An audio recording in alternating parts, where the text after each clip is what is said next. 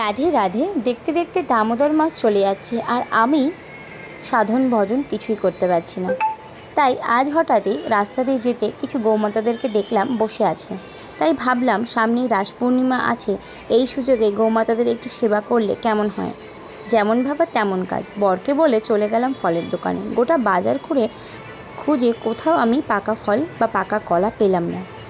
শেষমেশ একটা দোকানে গিয়ে কিছু পাকা কলা পেলাম এবং সেগুলো কিন্তু নিয়ে নিলাম। নিয়ে এখন বরকে নিয়ে বেরিয়ে পড়েছি রাস্তা দিয়ে, যেখানে গোমাতা দর্শন করেছিলাম সেখানে। এইটা হচ্ছে রাসের মাঠ, এই মাঠেই বেশ কিছু গোমাতা অপেক্ষা করছিল।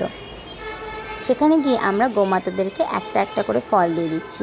এই দেখে আমার ছোট ছেলে তো ভীষণ আনন্দিত। ও আগেও গোসেবা করেছে। মায়াপুর বা অন্যান্য যখন তীর্থে আমরা গিয়েছিলাম তখন আমাদের সাধ্যমতো আমরা কিন্তু সেবা করে থাকি। রাধারানীর দেওয়া অর্থ দিয়েই আমি কিছু পশু পাখিদের মুখে যদি কিছু খাবার তুলে দিতে পারি, সেটা আমার কাছে পরম সৌভাগ্য। শ্রী রাধের দেওয়া এই সম্পদ থেকে আমি সামান্য কিছু খরচ করে গো সেবা, অন্যান্য পশু পাখির সেবা মাঝে মধ্যে করে থাকি। আমি করি না, ভগবান কৃপা করেন, আমার হাত দিয়ে করান, সেটাই আমার কাছে যথেষ্ট। এখানে আমার বাবা আর আমার ছোট ছেলে এদেরকে কলা দিয়ে দিচ্ছে গৌমাতাদেরকে। গৌমাতাদের মাঝে কিছু ষাঁড়ও ছিল যাদেরকে আমরা দিয়েছিলাম। একটি গোমাতা তো এতটাই নিরীহ দেখতে, যদিও গোমাতারা নিরীহই হন, পশু পাখিরা নিরীহই হয়। দেখুন, ও প্রায় কান্না করছে, আমি জানি না কেন, ও কী অসুবিধা হচ্ছে।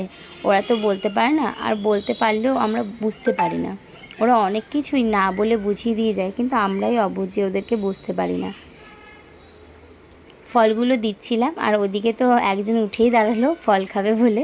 তো যাই হোক, এই গোমাতাটাকে দেখুন, ও বসে বসে আরাম করে প্রায় 4-5টার ওপরে কলা খেয়েছে। আর আমার ছেলে তো দেখে খুবই খুশি যে ওদেরকে ও কলা দিতে পারছে, ওরা ওর হাত থেকে নিচ্ছে।